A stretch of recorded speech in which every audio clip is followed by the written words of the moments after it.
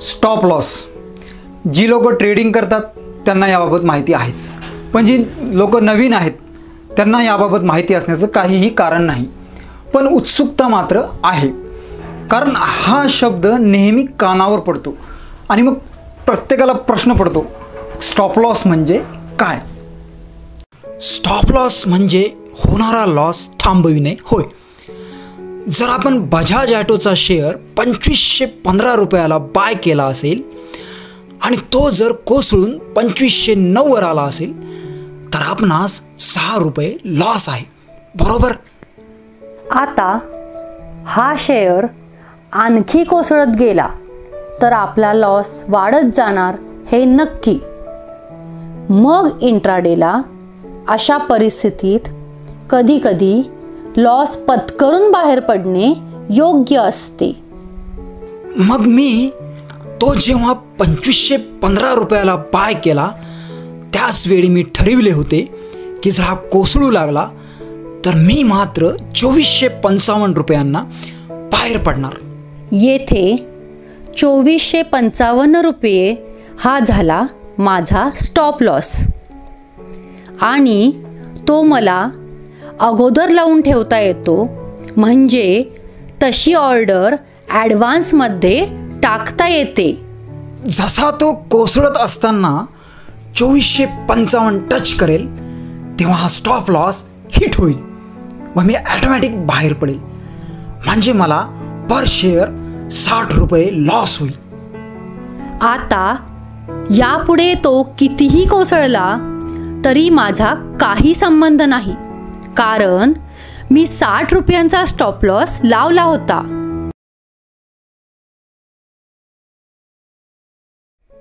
Stop loss म्हणजे काय हे तर आपणास कळलं, पण वेगवेगळे स्टॉक्स, त्यांची वेगवेगळी व्हॅल्यू. मग आणखी एक प्रश्न उभा राहतो, तो म्हणजे हा स्टॉप लॉस कसा ठरवावा? स्टॉप लॉस किती असावा याबाबत वेगवेगळ्या लोकांची वेगवेगळी मतं व स्ट्रॅटेजी आहे. प्रत्येकजण आपापल्या पद्धतीनं ते मांडतो. तसंच मी माझे मत व माझी स्ट्रॅटेजी मांडत आहे. आपण मागील भागात स्टॉकच्या स्वभावाचं गणित समजून घेतलं. त्यानुसार एक गोष्ट स्पष्ट होते की एखाद्या स्टॉकला वॉच केलं की त्याची टोटल मुवमेंट लक्षात येते आणि मग आपणास स्टॉप लॉस ठरविणे सोपे जाते. आपण आजची काही स्टॉक्सची मुवमेंट बघूया. ICICIची 14 रुपये 40 पैसे, बजाज ॲटोची 68 रुपये 10 पैसे, तर अल्ट्राटेक सिमेंटची 157 रुपये 75 पैसे आहे. माझ्या वॉचप्रमाणे मी ICICIला 10, बजाजला 60 तर अल्ट्राटेक सिमेंटला 100 रुपये स्टॉप लॉस लावेल. आता बऱ्याच जणांना हा स्टॉप लॉसचा आकडा बघून धक्का बसला असेल, हा त्यांना खूप वाटत असेल आणि त्यांच्या डोक्यात लगेच विचार आला असेल, स्टॉप लॉस हिट झाला तर केवढा लॉस. लक्षात ठेवा, ही सायकोलॉजी फार चुकीची आहे की प्रॉफिट मिळवण्यापूर्वीच डोक्यात लॉसचा विचार. असा विचार जे करतात त्यांच्यासाठी इंडेक्स फंडचे जनक आणि जगातील ग्रेट इन्व्हेस्टर जॅक बोगल यांचा एक संदेश आहे. If you have trouble imagining a 20% loss in the stock market you shouldn't be in stocks. Jack Bogle. म्हणजे तुम्हाला जर स्टॉक मार्केटमध्ये 20% लॉस सहन होत नसेल तर इथे थांबू नका, निघा. इथे प्रत्येकजण प्रॉफिटसाठीच ट्रेडिंग करतो, पण डोक्यात विचार मात्र प्रथम लॉसचाच करतो. का? रिस्क आहेच, ती तर सगळीकडेच आहे. स्टॉप लॉस हिट होण्याची भीती बाळगणे म्हणजे ॲक्सिडेंटच्या भीतीने ड्रायव्हिंग न करणे, आउट होण्याच्या भीतीने बॅटिंग न करणे होय, बरोबर? ड्रायव्हिंग करताना कधीतरी ॲक्सिडेंट तर होणारच आणि बॅटिंग करतानाही कधीतरी आउट होणारच. तसाच ट्रेडिंगमध्ये स्टॉप लॉस हा कधीतरी हिट होणारच, कारण कधीतरी अचानक काहीतरी घडणार, धोरण जाहीर होणार आणि त्याचा मार्केटवर परिणाम होणार. पण स्टॉप लॉस हिट होण्याची भीती डोक्यात घेऊन कमी स्टॉप लॉस लावणे आणि तो सतत हिट होण्यापेक्षा कधीतरी हिट झाला तर काय अडचण, तोपर्यंत आपण काही प्रॉफिट मिळवून बसलेलो असणार की नाही. मिळवलेल्या प्रॉफिटमधून थोडी रक्कम कमी झाली तरी आणि महिन्याला सरासरी प्रॉफिट राहणार की नाही. हाच तर आहे बिझनेस. प्रॉफिटचं गणित, ह्यानुसार आपला रिटर्न ठरलेला आहे दररोज साधारण 5%. आणि आपल्याकडे आहेत 5,000 रुपये, म्हणजे साधारण 250 रुपये दररोज. मार्जिन मनीनुसार आपल्याकडे होतात 60,000 रुपये, बरोबर. बजाजचा शेअर आहे 2,500 रुपयांचा. 60,000 भागिले 2,500 म्हणजे 24 शेअर्स आपण घेऊ शकतो. आपण जर 5,000 रुपयाला दररोज 5% प्रमाणे 250 रुपये प्रॉफिट मिळाला, बजाजला आपण 60 रुपये स्टॉप लॉस धरला, तो जर महिन्यातून एकदा हिट झाला तर लॉस 24 शेअर्स गुणिले 60 म्हणजे 1440. 19 दिवस गुणिले दररोजचे 250 रुपये प्रॉफिट म्हणजे 4750 रुपये एकूण प्रॉफिट मायनस 1440 रुपये स्टॉप लॉस हिट झाल्याचे, तर शिल्लक राहतात 3310 रुपये म्हणजे सरासरी प्रॉफिटच. चला आणखी एक स्टॉप लॉस हिट झाला असे गृहीत धरूया, म्हणजे एका महिन्यात 2 स्टॉप लॉस हिट. आता 18 दिवस गुणिले 250 रुपये प्रॉफिट म्हणजे एकूण 4500 रुपये प्रॉफिट. 1440 गुणिले 2 स्टॉप लॉस हिट म्हणजे 2880 रुपये एकूण लॉस.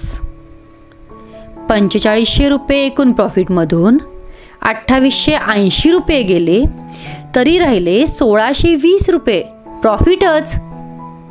5,000 रुपयांना 1620 रुपये प्रॉफिट म्हणजे 32% रिटर्न होय. 2 स्टॉप लॉस हिट म्हणजे अगदी निगेटिव्ह टू निगेटिव्ह धरून सुद्धा प्रॉफिट शिल्लकच. हा बिझनेस नव्हे तर काय. आता तुम्ही म्हणाल हा सगळा आकड्यांचा खेळ आहे, आणि मी म्हणेल हीच तर खरी गंमत आहे, कारण हा आकड्यांचा खेळ नव्हे तर सगळा सायकोलॉजीचा खेळ आहे. आधीही सांगितलेलं आहे म्हणून मी पुन्हा एकदा सांगतो की शेअर मार्केटमध्ये आकडे 10च, पण सायकोलॉजी मात्र 90% काम करते. आणि ज्याचा सायकोलॉजीवर कंट्रोल आहे त्याला हे शक्य आहे. महिनाभर सायकोलॉजीवर कंट्रोल ठेवून हे नियम पाळा, प्रयत्न करा, आणि मग बघा तुम्हीही म्हणाल की इस फंडे में दम है. पण त्यासाठी आपल्याला आणखी एक चूक टाळावी लागणार, आणि ती म्हणजे छोट्या व्हॅल्यूच्या शेअरबरोबर इंट्राडे करणे. कारण छोट्या व्हॅल्यूच्या शेअरबरोबर इंट्राडे करणे फार घातक आहे. ते कसं बघा.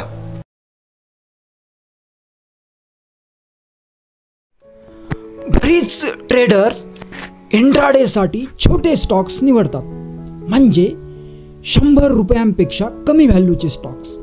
उदा येस बँक सारखे 27 रुपये व्हॅल्यू असलेले स्टॉक्स. अशा स्टॉक्समध्ये इंट्राडे करण्याचा त्यांचा फार कल असतो. त्यांना वाटतं मोठ्या व्हॅल्यूचा स्टॉक म्हणजे महाग, कारण क्वांटिटी कमी म्हणजे प्रॉफिट कमी, तर छोट्या व्हॅल्यूचा स्टॉक म्हणजे स्वस्त, क्वांटिटी जास्त म्हणजे प्रॉफिट जास्त. काय लॉजिक असतं त्यांचं बघा.